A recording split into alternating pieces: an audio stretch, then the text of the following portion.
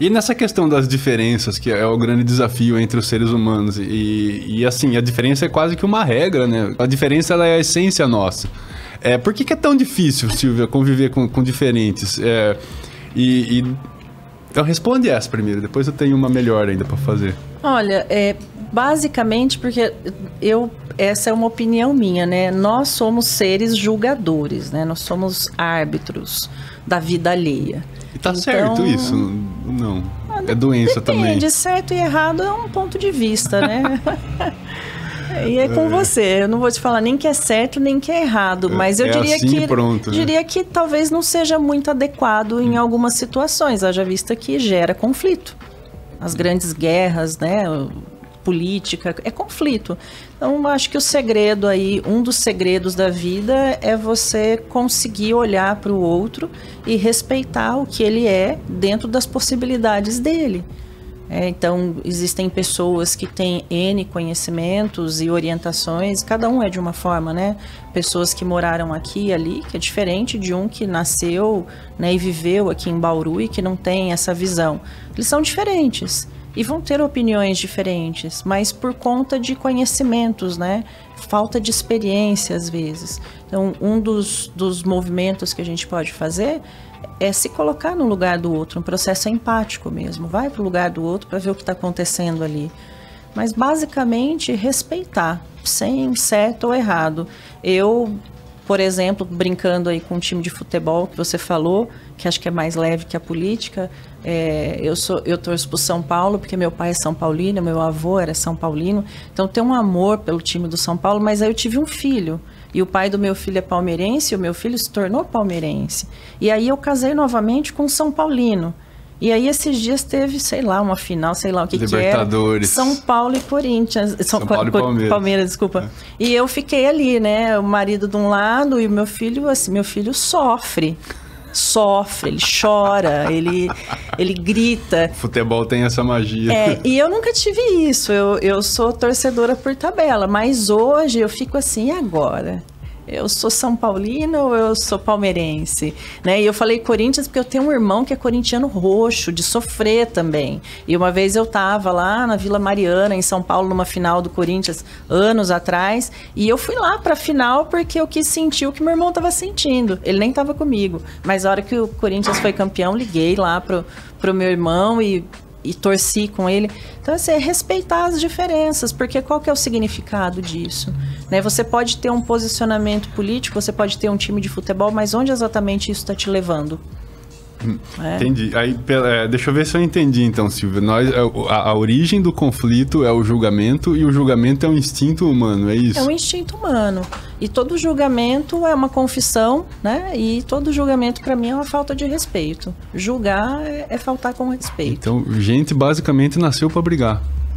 Facinho. Não nasceu para brigar, né? Poderia ser de outra forma. Mas eu diria que nascemos com um estopim meio curto aí, e brigar é fácil, basta, não quer arrumar confusão, é só você se posicionar. Legal. E essa é a outra pergunta que eu ia te fazer, que é mais interessante. Quero ver se tem alguma coisa errada comigo, não é uma terapia aqui, tá? É só uma avaliação. Não entra na minha cabeça que as pessoas briguem e atirem umas nas outras e soltem bombas umas nas outras porque elas têm religião diferente. E não entra na minha cabeça que agora, assim, o mundo tá polarizado, né? A esquerda contra a direita conservadora. Fulano é de esquerda, Beltrano é de direita. E qual que é o problema? Não entra na minha cabeça alguém brigar por causa disso, de se agredir, de sair na mão. Então, assim, tem alguma coisa errada comigo? Porque não entra na minha cabeça isso. Não, é uma coisa que também nunca entrou na minha, Cris. Eu olho para as pessoas, eu vejo, eu falo assim, eu sou brasileira, né?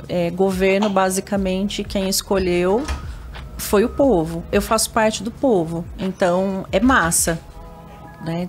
Então, assim, cada um tem um posicionamento, mas eu também não vejo sentido, porque é o que eu falei para você, onde isso leva.